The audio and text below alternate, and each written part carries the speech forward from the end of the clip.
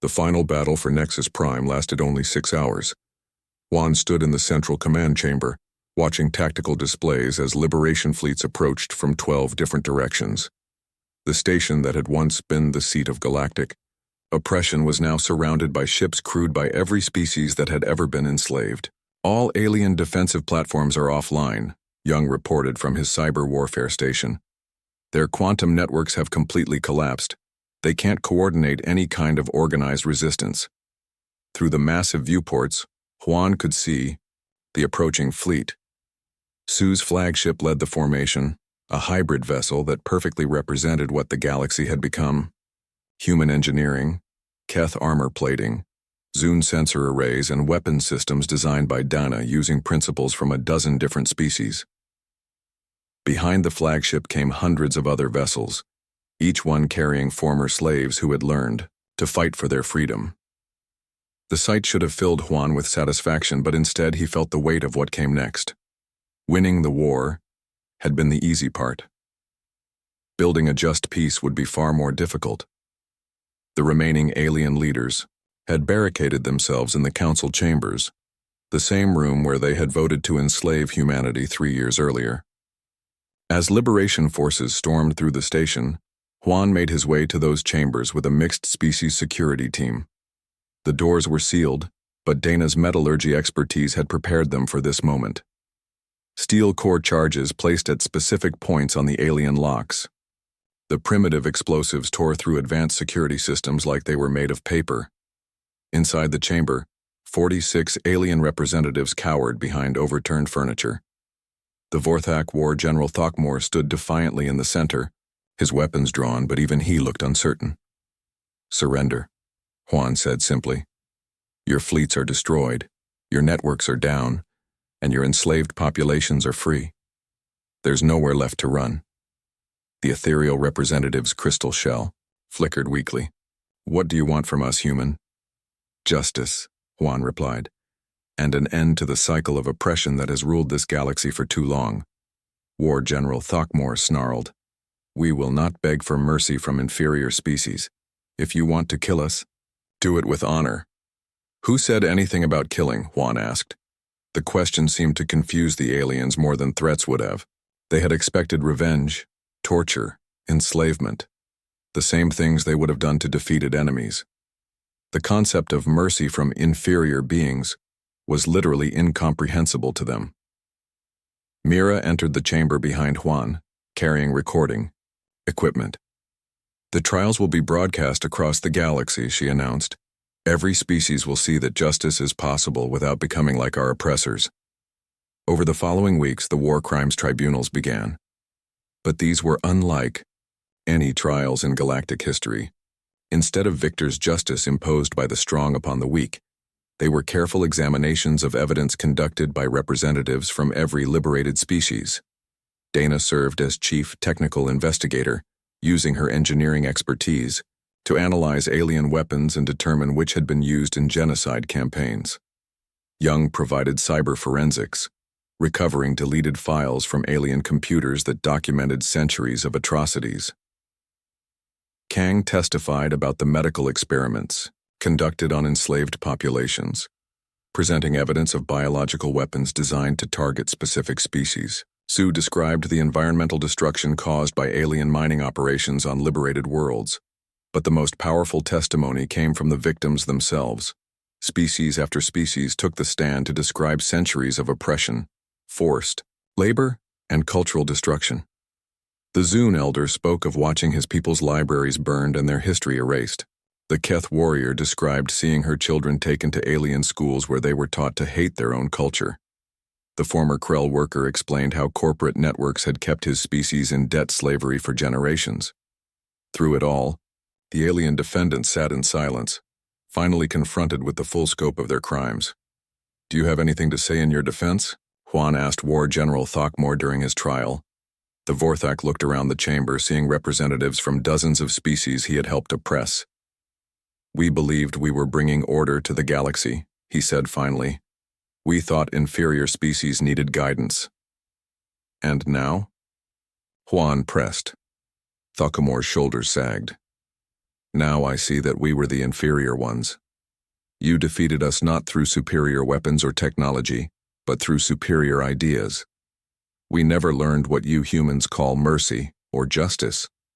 We only understood force. The trials concluded with sentences that surprised the galaxy.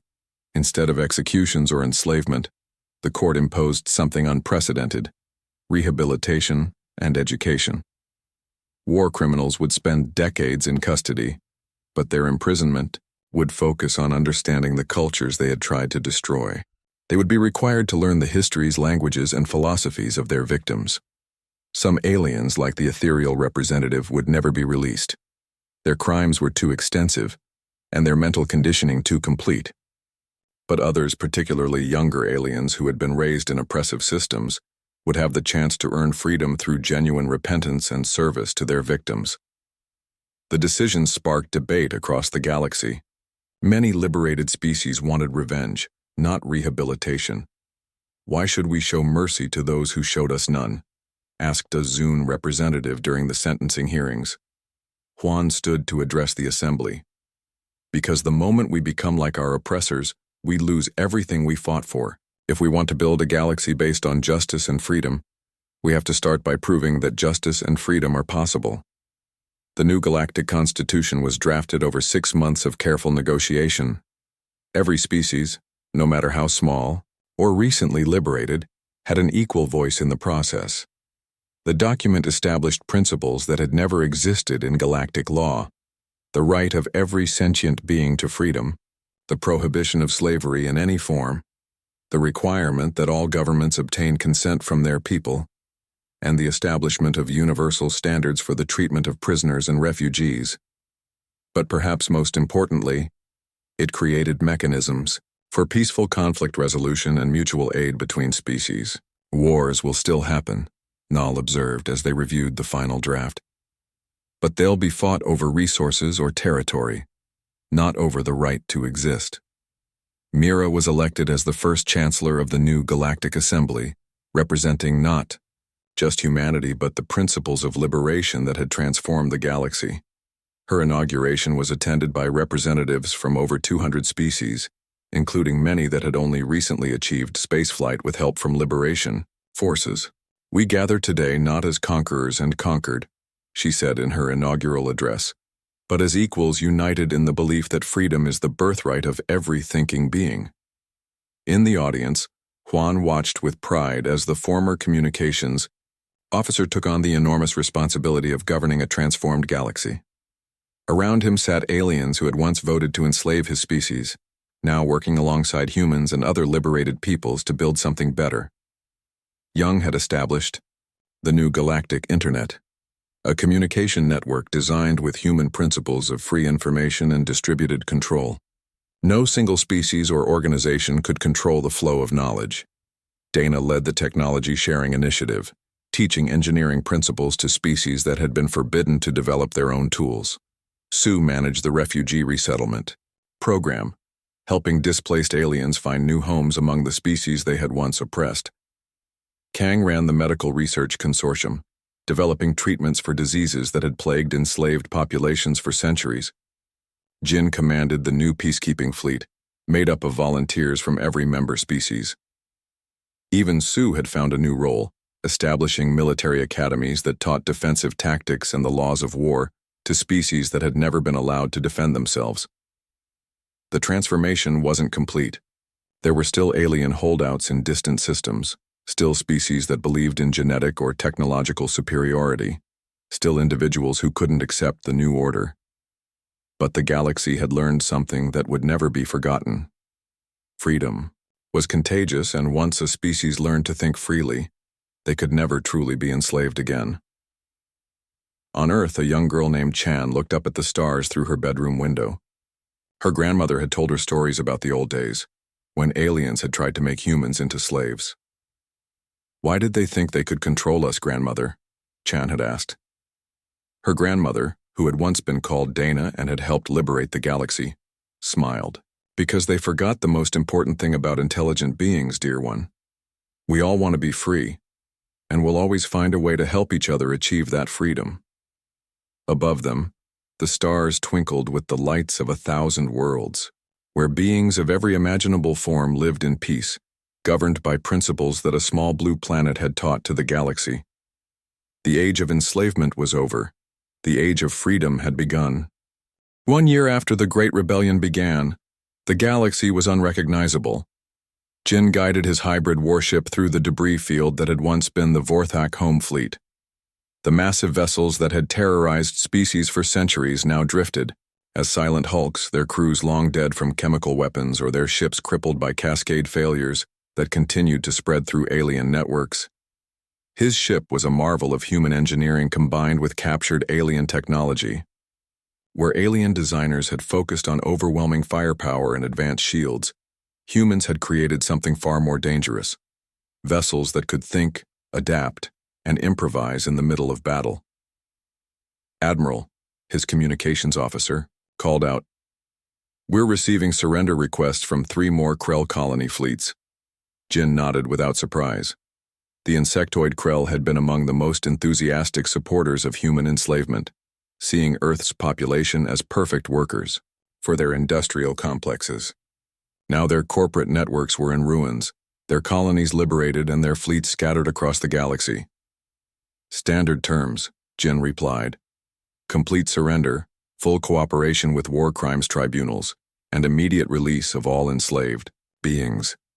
Any fleet that refuses gets to test our new kinetic weapons." Those kinetic weapons were Dana's latest masterpiece. She had spent months perfecting the design, projectiles made from earth metals that could punch through any alien shield and armor.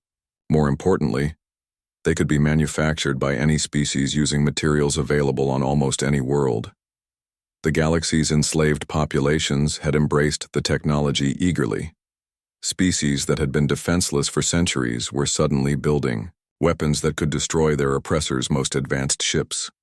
"Sir," the communications officer said again, "we're also getting reports from the Helix front. Commander Su's forces have broken through the alien siege lines.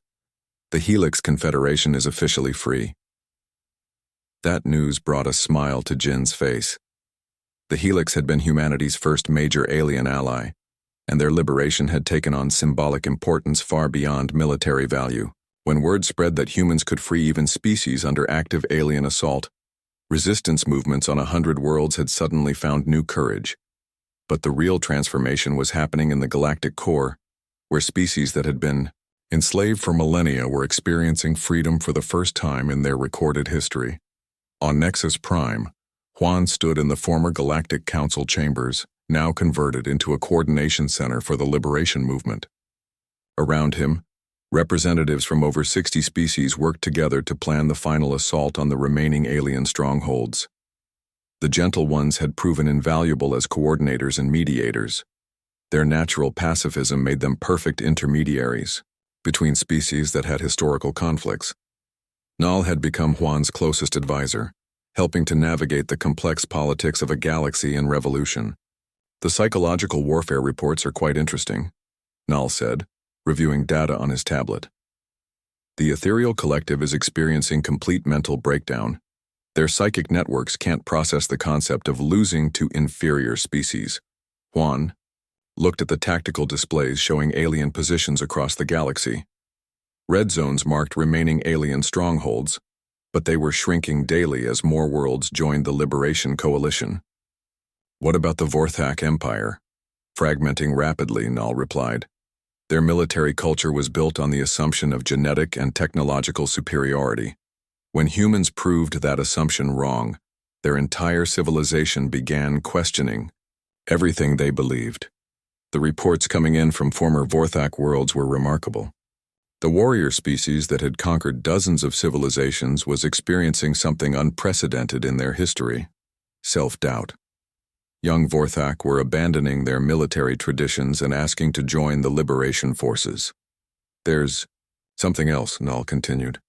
"We're receiving requests for asylum from alien civilians on 17 different worlds. They want protection from their own governments." This was perhaps the most unexpected development of the war. As liberation forces advanced, they weren't just freeing enslaved species. They were encountering aliens who wanted to escape their own oppressive societies. The ethereal collective had maintained power through psychic manipulation of their own population. When human-inspired resistance techniques disrupted their control, millions of individual ethereals suddenly discovered they had their own thoughts and desires. The Krell corporate networks had ruled through economic manipulation, keeping their population in debt slavery. When liberation forces shared human concepts of worker rights and collective bargaining, Krell industrial worlds experienced their first labor strikes in recorded history. Even some Vorthak were abandoning their warrior culture, horrified by the crimes their species had committed in the name of genetic superiority. "We're going to need refugee camps and integration programs," Juan realized. "This isn't just a war anymore. It's a complete transformation of galactic civilization." Back on Earth, Young was coordinating cyber warfare against the remaining alien networks. His virus had evolved far beyond its original design, becoming a self-improving program that learned from every alien computer system it infected. "The cascade failures are accelerating," he reported to the Resistance leadership. "Every alien species uses slightly different technology, but they all have the same fundamental weakness. They built their systems assuming they would never face organized resistance." Dana was in her element, designing new weapons for dozens of different species. Each race had unique capabilities, and she was learning to create tools that amplified their natural advantages. "The Zune have incredible reflexes," she explained, to a group of liberated engineers. "So we're building them rapid-fire projectile weapons. The Keth have natural armor, so we're designing heavy assault equipment they can carry into battle." But perhaps the most important development was happening in education centers across liberated worlds. Humans were teaching other species concepts that the galaxy had forgotten: democracy, individual rights, scientific method, and the refusal to accept authority without question. Sue had established the first multi-species university on a former slave world, where beings from dozens of civilizations were learning to think like humans. The results were extraordinary. "We're seeing innovation rates increase by orders of magnitude," she reported.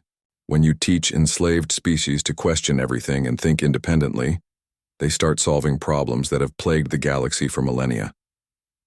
The liberation forces were no longer just fighting to free enslaved worlds. They were spreading a revolution of thought that was transforming every species it touched. On the Outer Rim, Sue's fleet was preparing for the final assault on the ethereal collective's home system. Intelligence reports suggested the psychic aliens were planning something desperate, a mass mind link that would allow them to control every thinking being in the galaxy simultaneously. "They're terrified," Sue explained to her diverse crew as they approached the ethereal homeworlds. "They've ruled through mental manipulation for thousands of years, but human thoughts are like poison to their collective consciousness. If we can get close enough to their central nexus, we might be able to disrupt their entire psychic network permanently." The plan was audacious even by human standards. A direct assault on the most heavily defended system in the galaxy, using ships crewed by species that had been enslaved and thought helpless just 2 years earlier. But as Sue looked around at her command bridge, staffed by humans, Keth, Zune, liberated Krell, and even former Vorthak who had abandoned their warrior culture, she felt confident in their chances. The aliens had created their own destruction when they enslaved humanity. They had given humans the motivation to develop new technologies, new tactics, and new ways of thinking about freedom and resistance. More importantly, they had taught humanity that the galaxy was full of species waiting to be liberated, just needing someone to show them that freedom was possible. The final battle was approaching, but the outcome was no longer in doubt. The galaxy belonged to its free peoples now, and they would never again allow themselves to be enslaved. The attack began at exactly midnight, Galactic Standard Time. Young pressed a single key on his modified computer terminal, and across 3 star systems, alien technology began to die. The cascade failure spread through quantum networks faster than the aliens could comprehend. On ship after ship, command computers crashed, life support systems failed, and weapons went offline. The Vorthak fleet orbiting Earth suddenly found themselves floating helplessly in space as their vessels lost all power. Emergency lighting flickered and died. Gravity generators shut down. The mighty warships that had conquered dozens of worlds became floating metal tombs in the span of 10 minutes. "It's working," Young whispered as he watched the data streams on his screen. "The virus is spreading exponentially. Every time their computers try to restart, they're creating more problems." But the cyber attack was only the beginning. On 17 different alien vessels, Sue's modifications to the air recycling systems activated simultaneously. Kang's chemical weapon began flowing through atmospheric networks, invisible and deadly. The compound was designed to be absorbed slowly, giving the aliens just enough time to realize something was wrong before respiratory failure set in. On the Vorthak command ship above Earth, General Thok was shouting orders when the chemical reached his quarters. He took 3 breaths of the contaminated air before his lungs began to burn. Around him, his staff collapsed one by one, their bodies unable to process the Earth-specific toxins. In the mining compound, Dana led her team in the kinetic assault they had planned for months. The alien guards were already confused by the system failures when arrows and spears began flying from the darkness. Their personal shields, designed to stop energy weapons and advanced projectiles, offered no protection against sharpened steel, driven by human determination.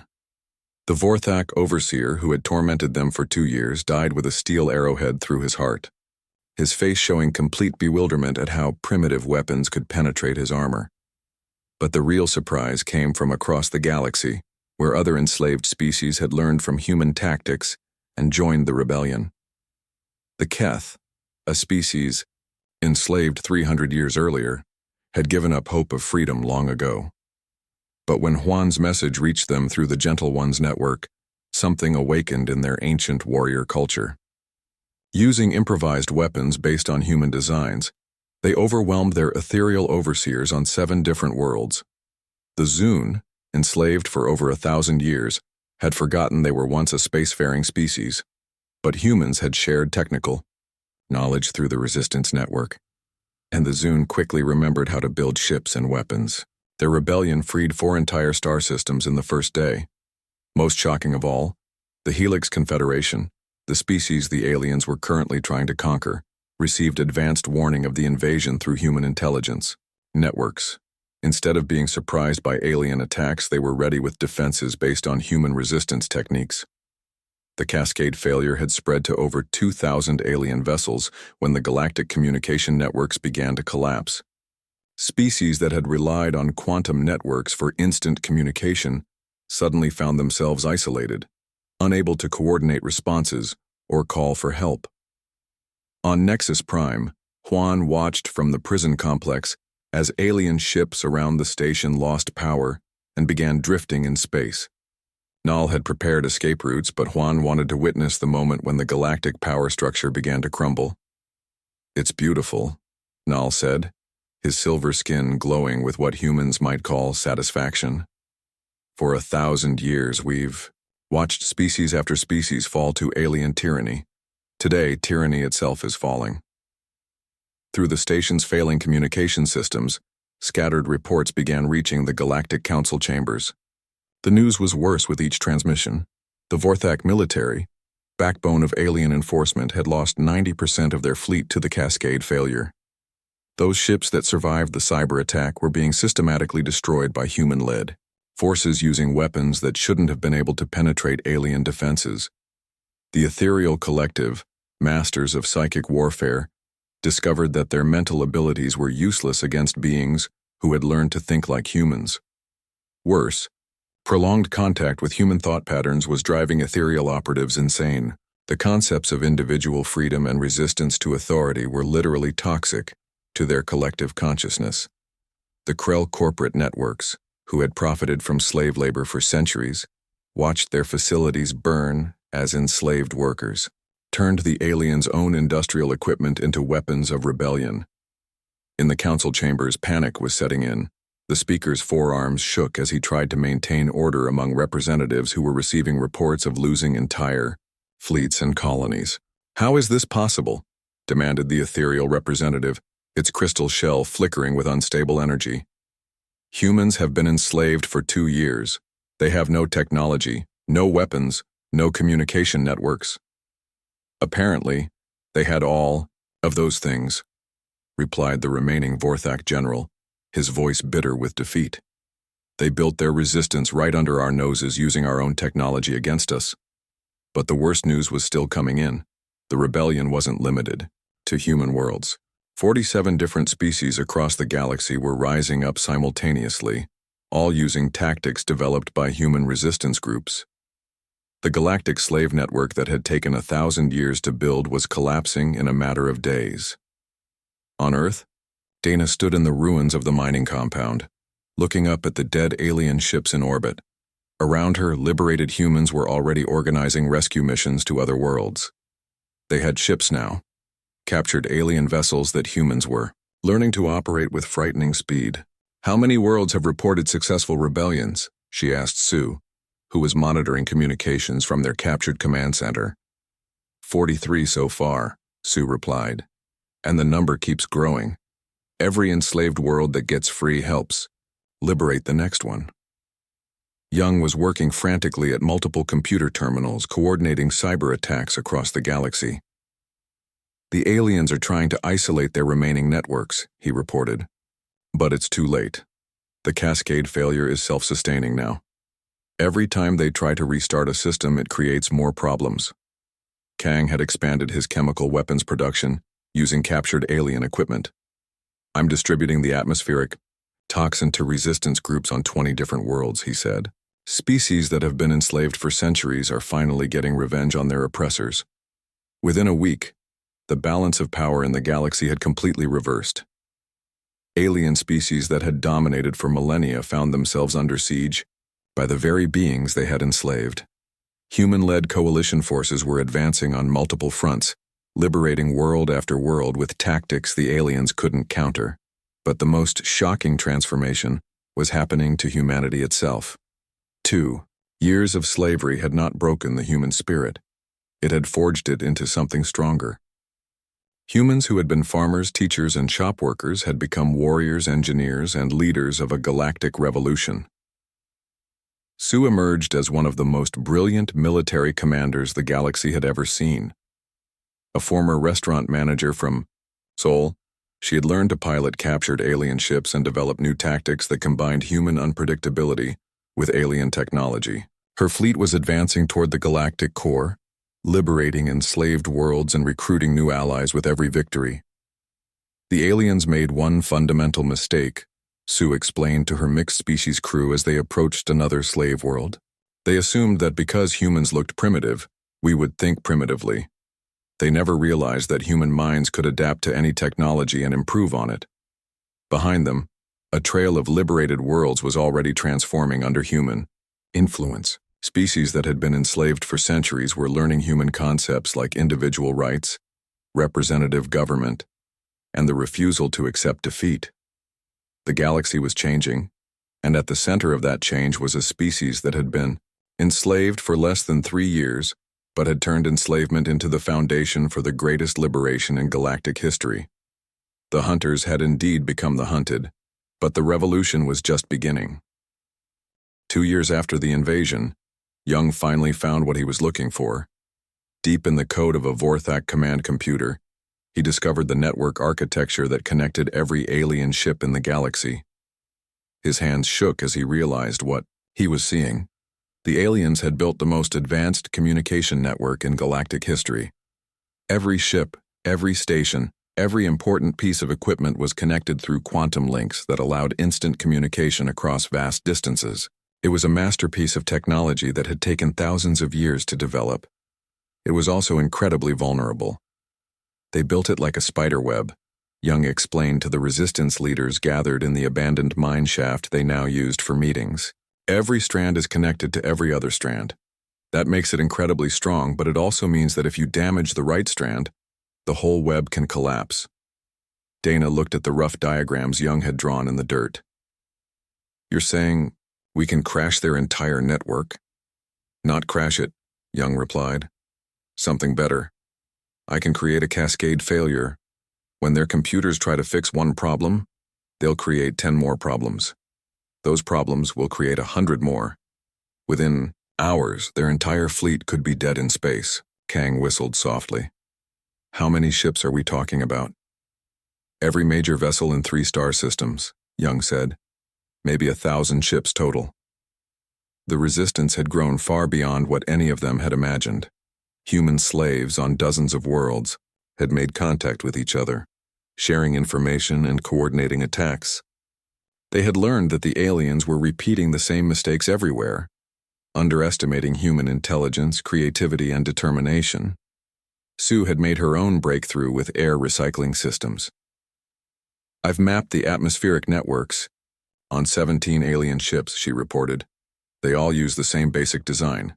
If Kang's chemical weapon works on one ship, it should work on all of them. Kang nodded confidently. I've tested it on tissue samples from 8 different alien species. The compound is harmless to humans but causes respiratory failure in anything with a non-Earth-based metabolism. The best part is that it's invisible and odorless. They won't know what's happening until it's too late. But the most surprising discovery had come from Dana's metallurgy research.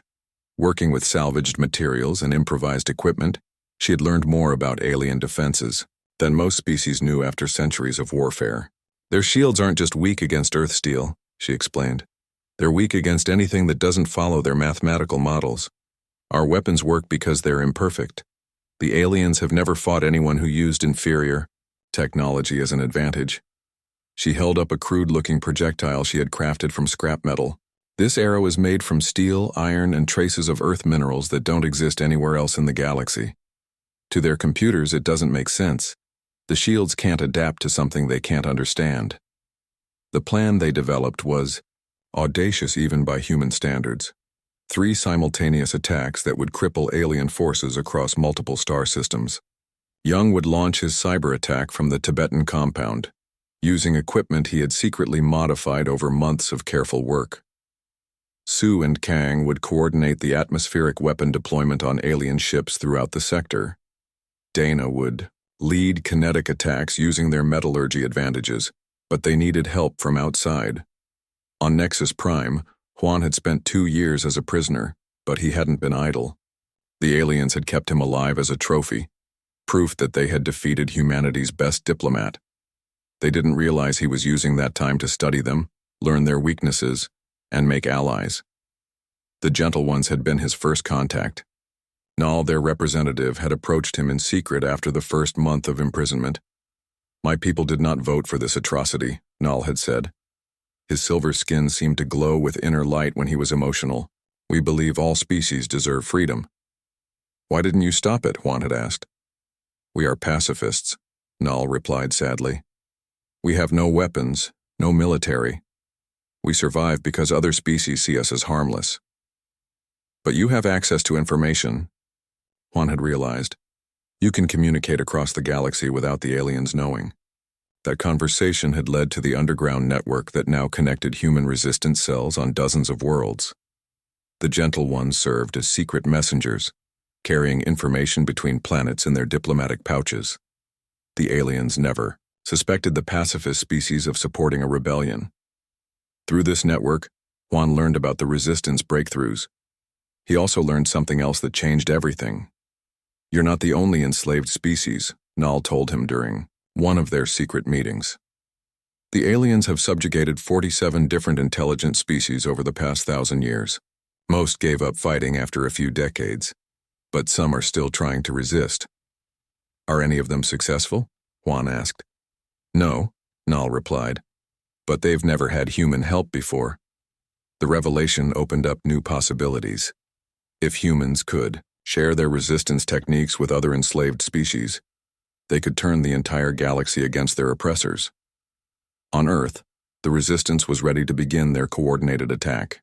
But just as Young prepared to launch his cyber weapon, they received an unexpected message through the Gentle Ones network. Wait, the message from Juan said. I've made contact with resistance groups on 12 enslaved worlds. If we coordinate our attack with theirs, we can hit the aliens across the entire galaxy simultaneously. But we need 1 more week to get everyone ready. Dana looked around at her team.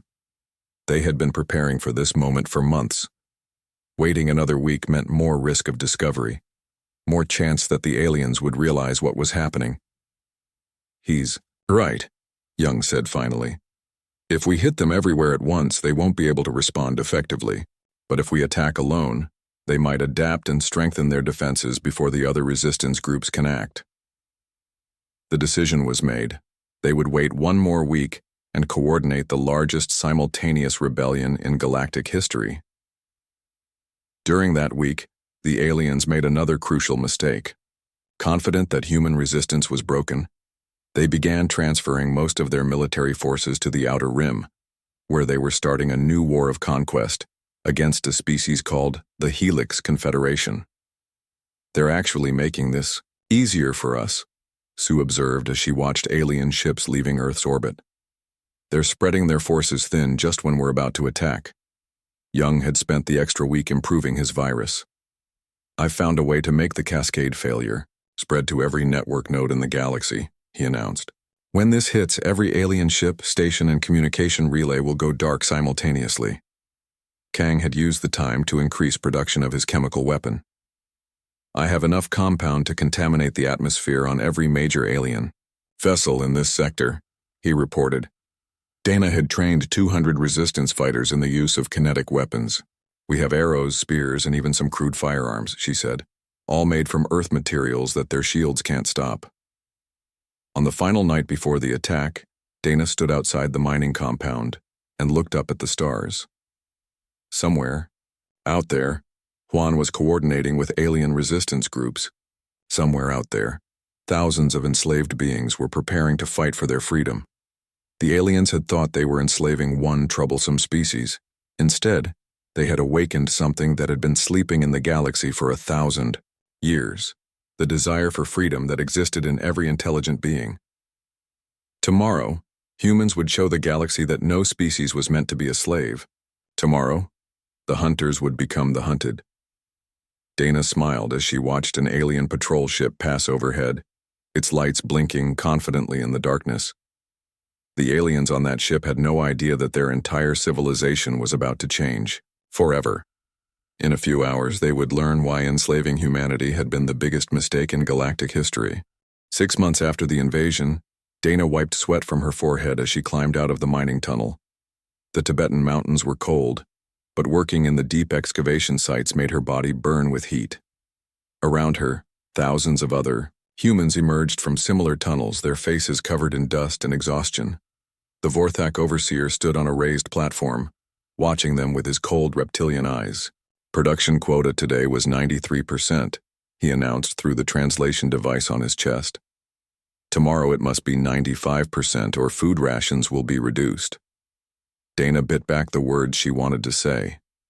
Before the invasion, she had designed spacecraft engines for the Mars Colony project.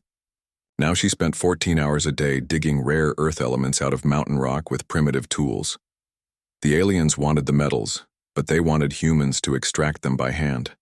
They claimed it preserved the purity of the elements. She suspected they just enjoyed watching humans suffer. As the workers walked toward the housing compound, Dana noticed something the Vorthak overseer had missed. Young was moving through the crowd, making subtle hand signals. The engineer in her recognized the pattern immediately. It was binary code, the most basic form of computer language. The message was simple. Meeting tonight, Workshop 7. Bring tools. Dana nodded slightly to show she understood. Around her, dozens of other humans made similar tiny gestures. After 6 months of slavery, they had developed their own silent communication system right under the aliens' noses. The housing compound was a series of gray concrete blocks that had once been a Chinese military base. The Vorthak had expanded it to hold 10,000 human workers. Dana shared a room with 3 other women, all former engineers or scientists. The aliens had been smart enough to separate humans by their old professions, trying to prevent organized resistance. They hadn't been smart enough to realize that humans could learn each other's skills. That night, Dana made her way carefully through the dark corridors. The aliens had installed security cameras, but Young had figured out their blind spots weeks ago. She slipped into Workshop 7, where 30 other humans were already waiting.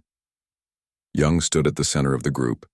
He had been a software engineer before the invasion, working on artificial intelligence systems.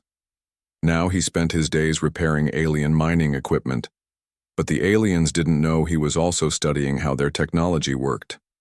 "I've made progress," he whispered. The Vorthak. Computers use quantum encryption, but their network protocols are surprisingly simple. They've been so advanced for so long that they stopped improving their security systems. Dana leaned forward. "What does that mean for us?" "It means they're overconfident," Young replied. "Their technology is like a castle with incredibly thick walls but an unlocked back door. If we can find the right access point, we might be able to get into their systems." Kang raised his hand. He had been a biochemist before the invasion, but now he worked in the alien food processing facility. "I have information too. The nutritional supplements they're making me create for the human workers. I've been analyzing them. They're not just keeping us healthy. They're making us stronger." "What do you mean?" asked Dana. "The aliens don't understand human biology as well as they think they do," Kang explained. "The supplements they forced me to design are based on our basic nutritional needs, but they're overcompensating. They're giving us more protein and minerals than we actually need. After 6 months of these supplements, the average human worker is 20% stronger than before the invasion." Young smiled grimly. "So they're accidentally making us better slaves? Or better rebels?" Kang replied. "There's something else. I've been testing the supplements on alien tissue samples when I can get them. The same compounds that make us stronger are toxic to at least 3 alien species. If we could modify the formula slightly, we could create a weapon," Dana finished. Her engineering mind was already working on the possibilities. "But we'd need a way to distribute it without the aliens knowing." "That's where my work comes in," said a woman named Sue from the back of the group. She had been an atmospheric engineer, and now she maintained the air recycling systems in the compound. "The aliens breathe our air, but they need their own supplements mixed in. If we could contaminate their air supply..." The group spent the next 2 hours planning. It was dangerous work. If the aliens discovered what they were doing, the punishment would be death. But humans had always been willing to take risks for freedom. As the meeting broke up, Dana felt something she hadn't experienced since the invasion began: hope. Over the following weeks, the resistance network grew. Humans in every work detail began to communicate, share information, and plan. The aliens noticed increased productivity and assumed their subjugation program was working perfectly. They didn't notice the small tools that went missing from workshops. They didn't see the subtle modifications being made to air recycling systems. They didn't realize that the humans were learning alien technology faster than any species in galactic history. Dana's breakthrough came 3 weeks later. While repairing a Vorthak drilling laser, she discovered something remarkable about their energy shields. The aliens used incredibly advanced force fields to protect their equipment and vehicles. The shields could stop any energy weapon and most physical projectiles, but they had a weakness. The shields were designed to repel materials that didn't exist naturally on most alien worlds. The force field generators couldn't adapt to the specific magnetic properties of Earth-made steel. Dana tested her theory by accidentally dropping a steel wrench near a shielded alien vehicle. The tool passed right through the barrier as if it wasn't there. She shared this discovery with Young, who immediately understood the implications. "If we can make steel projectiles, we can penetrate their defenses." "The workshop has steel stock for tool repairs," Dana said. "We could make arrowheads, spear points, even bullets if we can find gunpowder." Kang overheard them talking. "I can make explosives from the chemical supplies in my lab. The aliens don't monitor those materials because they're supposedly harmless to their technology. Within a month, the Resistance had their first weapons. They were primitive compared to alien technology, but they worked. More importantly, they worked against aliens who had forgotten that primitive weapons could still be deadly. The first successful attack came 5 months after the invasion. A Vorthak patrol was inspecting the mine tunnels when Dana's team struck. Steel-tipped arrows fired from makeshift bows pierced their energy shields and armor. The aliens' advanced medical technology couldn't handle wounds from primitive earth metals. The attack lasted less than 5 minutes, but its impact was enormous. For the first time since the invasion, humans had fought back and won. News of the victory spread through the human workers using their silent communication system. In every compound, on every work detail, humans began to believe that resistance was possible. The aliens investigated the attack but couldn't understand how primitive human weapons had defeated their advanced defenses. They increased security, brought in more guards, and imposed stricter rules. But they made one crucial mistake. They assumed that humans would be discouraged by harsher treatment. They didn't understand that making life harder for humans only made them more determined to fight back. In his secret workshop, Young continued his work on alien computer systems. He was close to a breakthrough that would change everything. In her lab, Kang perfected chemical weapons that could spread through alien air supplies. In the tunnels, Dana and her team planned larger attacks using the weapons they had developed. The aliens thought they had successfully enslaved humanity. They had no idea that their slaves were becoming an army. Above the mining compound, alien ships patrolled the sky, confident in their superiority. Inside the compound, humans worked their shifts and followed orders, appearing completely defeated. But in the shadows, in secret meetings, in whispered conversations, a rebellion was growing. The aliens had wanted to use human determination and adaptability to serve their empire.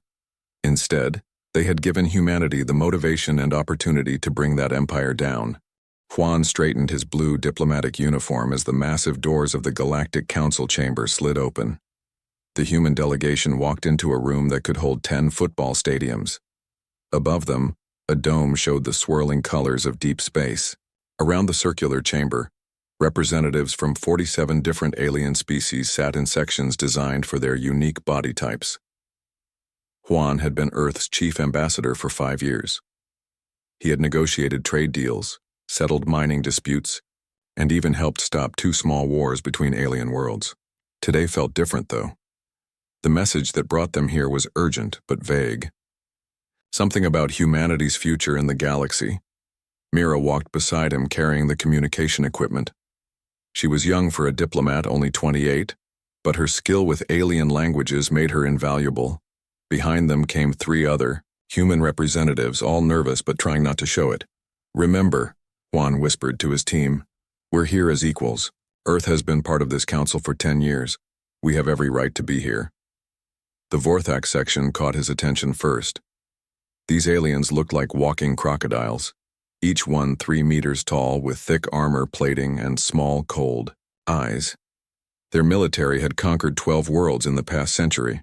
Next to them sat the ethereals, beings of pure energy contained in floating crystal shells. They claimed to be the oldest species in the galaxy and looked down on everyone else. At the center of the chamber, the council speaker raised one of his 4 arms. He was a Zenthari, a species known for being fair mediators. The session begins. "We gather today to discuss the matter of humanity and Earth." Juan felt a chill run down his spine. This was supposed to be about trade routes through the outer systems. Why were they discussing humanity itself? The speaker continued. "As requested by the majority coalition, we will now hear the proposal." A Vorthak general stood up. His voice was deep and threatening. "Honored Council, we have watched humanity for 50 of their years. They grow too fast. They learn too quickly. In 1 century, they went from flying in metal boxes to building ships that travel between stars." Murmurs filled the chamber. Juan tried to catch the speaker's eye, but the Zenthari was looking elsewhere. The general went on. "Other species took thousands of years to reach space. Humans did it in mere decades. They multiply faster than any other intelligent species. They adapt to any environment. They turn everything into weapons." "That's not true," Juan said, standing up. "Humanity has followed all galactic laws. We've contributed to peace and trade. We've helped settle disputes between other species." The ethereal representative's crystal shell glowed brighter. When it spoke, its voice echoed in everyone's mind. "Silence, human. You are here to listen, not speak." The council speaker did nothing to defend Juan's right to speak. That was the second warning sign. The Vorthak general smiled, showing rows of sharp teeth. "We have evidence of human aggression. They have something they call martial arts, fighting techniques they teach to children. They create stories and games about war. Their entire culture celebrates conflict. Those are sports and entertainment, Mira said, her voice shaking slightly. Every species has competitive activities. Not like humans, said a representative from the Krell Collective. These aliens looked like giant insects with multiple arms. We studied their media transmissions. Humans glorify violence. They make heroes of warriors. They celebrate those who fight against impossible odds. Juan realized what was happening. This wasn't a discussion. It was a trial, and humanity was the defendant. What exactly are you proposing? He asked. The ethereal answered. The Galactic Council has already voted. 46 species agreed. Only the gentle ones abstained. The decision is final. What decision? Juan demanded. The Zenthari speaker finally looked at him. Humanity and Earth will be placed under galactic protection. Your species will be relocated to work colonies where you can contribute to galactic society under proper supervision. The words hit Juan like a physical blow. You mean slavery? We prefer the term guided development, the Vorthok general said. Humans are too dangerous to remain free but too useful to destroy. You will mine rare metals, build our ships, and grow food for the galaxy. In return, we will ensure your species survives. Mira grabbed Juan's arm. Her face was pale. Sir, I'm getting emergency signals from Earth. Multiple alien fleets are approaching our solar system. Juan felt sick. This wasn't a trial or negotiation. It was a trap. The decision had been made before humans ever arrived at the station. You planned this from the beginning. Of course, the ethereal said. Did you think we would give a species like yours the chance to prepare? Humans are unpredictable. You might have done something foolish like fight back. The irony wasn't lost on Juan. The very qualities that made humans dangerous, their refusal to accept defeat, their ability to adapt, their determination to fight against impossible odds, were exactly why the aliens feared them. How long? Juan asked quietly. How long what? The Vorthok general replied. How long have you been planning this? The general laughed. Since the day your species first sent radio signals into space. We knew then that humanity would either serve the galaxy or threaten it. We chose to make you serve. Around the chamber, most of the alien representatives nodded in agreement. Only one section remained silent. The gentle ones. These aliens looked almost human except for their silver skin and large, sad eyes. They had voted against the proposal, but they were a peaceful species with no military power. Juan looked at them and saw something that gave him hope. The gentle one representative was watching him with what looked like respect, not pity. You have 1 hour, the Zenthari speaker announced. Return to your ship and surrender to the Vorthok fleet. Any resistance will result in the complete destruction of human colonies on other worlds. As the human delegation was escorted out, Juan's mind raced. Earth had a population of 12 billion people. Human colonies existed on 8 other worlds, with another 3 billion people. Against the combined might of 46 alien species, humanity had no chance in a direct fight. But humans had never been good at direct fights. They were good at surviving, adapting, and finding ways to win, when victory seemed impossible. Back on their ship, Mira worked frantically at her communication station. Sir, I'm getting reports from all human worlds. Alien fleets everywhere. They've cut off all communications between our planets. Any word from Admiral June at Defense Command? Juan asked. Last transmission was 20 minutes ago. He said Earth's fleet was moving to intercept, but they're outnumbered 50-1. Juan stared out the viewport at the alien ships surrounding the station. Hundreds of vessels from dozens of species, all united in their desire to enslave humanity. He thought about his daughter back on Earth, only 16 years old. He thought about the billions of humans who were about to lose their freedom. Then, he thought about human history. Every time someone had tried to conquer humans, they had eventually failed. Humans didn't stay conquered. They adapted, they learned, and they found ways to turn their enemies' strengths against them. Mira, he said quietly. Start recording everything. I want detailed scans of every alien ship, every weapon, every piece of technology we can see. If we're going to be slaves, we're going to be very well-informed slaves. Outside their ship, lights began flashing on the alien vessels. The invasion of Earth had begun, but as Juan watched the alien fleets move toward humanity's home, he felt something that clearly confused the aliens who thought they knew everything about his species. He felt hope. The aliens had made their first mistake. They thought controlling humans would be easy. They were about to learn why that was the worst assumption they could have made.